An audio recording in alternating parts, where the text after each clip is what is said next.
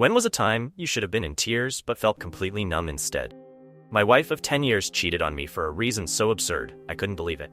She went out with friends as usual, and I expected her back around 2 a.m., so I stayed up waiting. Hours passed with no word. By 4 a.m., her phone went straight to voicemail. I was sick with worry until she finally stumbled in at 6:47 a.m., wearing a tight dress and mesh leggings I'd never seen before. Makeup smeared across her face. Relief hit me for a moment before I noticed her disheveled state. My heart sank. Was she assaulted? She shook her head.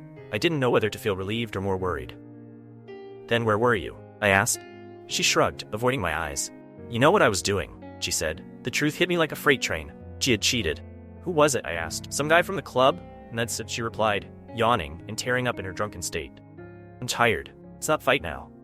He slinked off to bed, leaving me numb with shock. My mind raced with questions I wasn't sure I wanted answers to. How long had this been the first time? I knew then that our marriage was over, but before I left for good, I needed the truth. I packed a suitcase as the questions scrolled through my mind. By the time she woke up, bleary-eyed, I was ready. She started crying when she saw the packed bags. "I'll do anything to fix this. We can work through this together, I promise," she pleaded. I shook my head. "The truth now, or we're done?" She took a shaky breath. "It was just a one-time mistake. I never meant to hurt you." "Don't lie to me again. How long?" The tears came faster. "A few times over the years, but it was just meaningless, I promise." Meaningless to her, maybe, but she had shattered my world without a thought. "Did you even use protection?" She nodded, but it wasn't convincing. "Do your friends cheat too?" I asked. "Some have," she admitted, but refused to say who.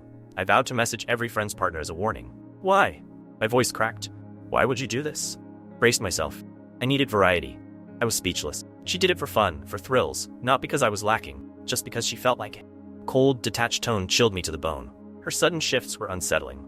The woman I loved was gone, replaced by this unrecognizable person who betrayed me without a shred of guilt. I had enough. I didn't even react. I simply called her mom and told her everything before grabbing the last of my things and leaving. In my car, I ignored 100 texts ranging from insults to begging to random photos of us. I canceled accounts, changed passwords, and found a place to crash. I drove away in disgust but was troubled by her strange changes in demeanor.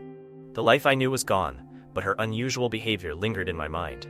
Why was she flipping between uncontrollable tears and stone-cold responses? A few weeks passed before I spoke with her family. Her mother was distraught, blaming herself for missing the signs. Apparently, my ex had struggled with mental illness for years, hiding her symptoms out of fear and shame. Her erratic actions began to make a terrible kind of sense. Her family begged me to return, swearing she would get help, but the damage was already done.